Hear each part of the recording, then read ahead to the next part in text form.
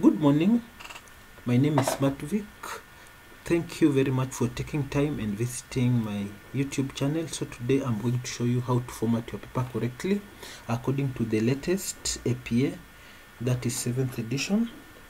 You can find this update on the Purdue All page, all.purdue.edu.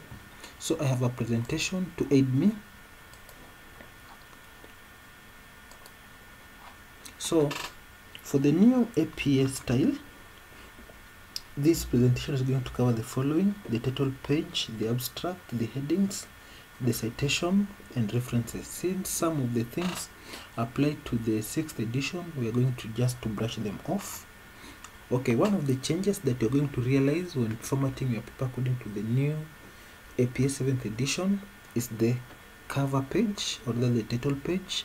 The title page has changed a lot. There is no running head. You'll just have to include the page number. Then the paper title will come after that. Then you can skip 2 spaces.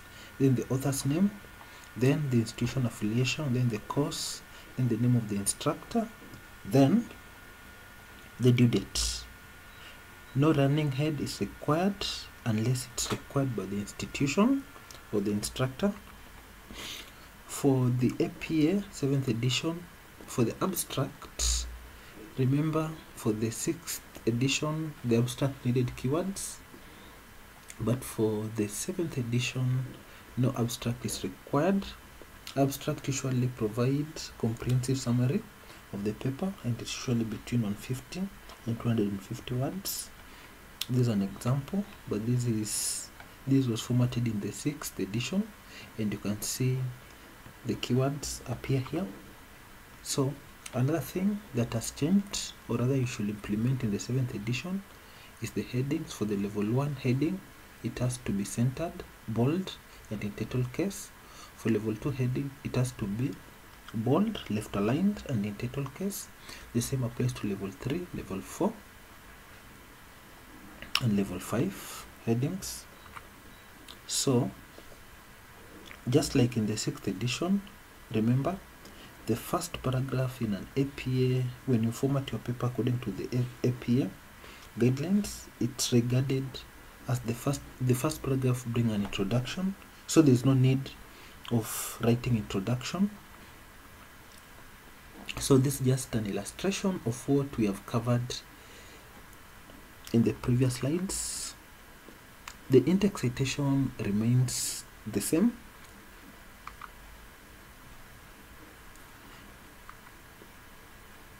So for the direct quotation, when you're using a single page, you just use single P, lowercase. For example, P period 25, P period S41, P period E21.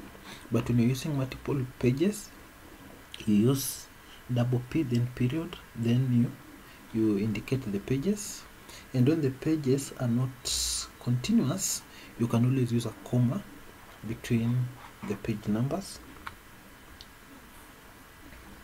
The formatting of the title sources is similar to the 6th edition.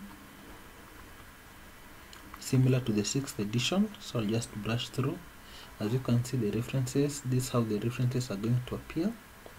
This is the author, surname, year of publication, and the title of the book has to be italicized.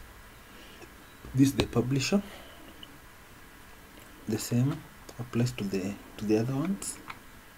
So as I told you earlier, always ensure that you use Purdue All to make sure that your sources are correctly cited according to the most recent guidelines. And it's also important just to get from the lecturer, get from the instructor what he actually wants.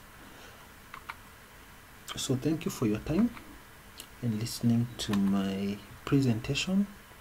Now I'm going just to show you how to format this according to the new APA 7th edition. Now, as I told you earlier, the title page will come there. Then the institutional affiliation, come next. Then the instructor's name will come next. Then the course will come next. Then the due date will come next. The course will come before that. So this does not need a cover page, so just come here. It has to be correctly formatted like the rest of the paper. So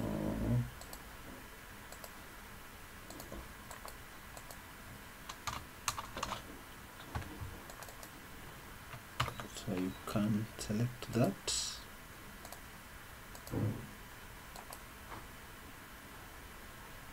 It has to be double spaced, so this has to be center lined.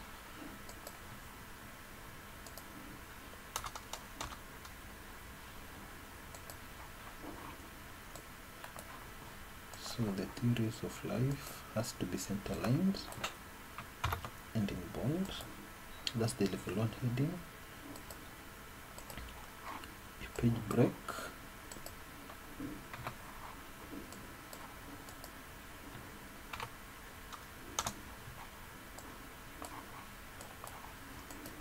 So references come here.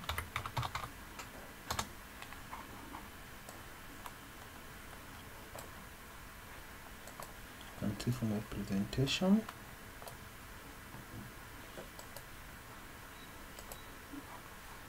Paper title, author, student affiliation, course, instructor, due date. Yes, so to insert your sources is similar. You can go to Google Scholar. I'm assuming that these are the sources that I used to write this paper. I just use it for illustration purposes. Theory of life. So as usual, always ensure that you use the most recent sources. So let me assume that I used this. So you can see for this paper, or rather for this source, it was written by 2 authors. So we can always do that. So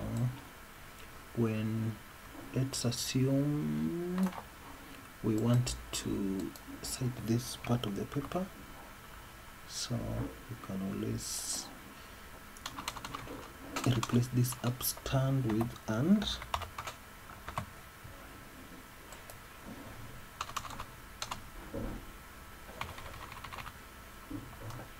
So close the brackets. We can say Aku and Lillian 2017 suggest that the haunting is as a result of terrible deeds that are continually taking place in the world. So if you want to cite the same thing here, you can always do that. The amstand will stand in this particular case. Yes, that's how you will correctly format that. This has to be center lined. So Times New Romans again. Make sure that your titles are not hanged. So you will come here, special hanging, and you say okay, and you save that. So the reference has to be on its own page. always ensure that your grammar, or rather your paper, does not have grammatical errors. As you can see, it's okay on this end. If we utilize Grammarly again, Grammarly is just checking to ensure instructors can always update that. Comma needed, haunting, on the haunting,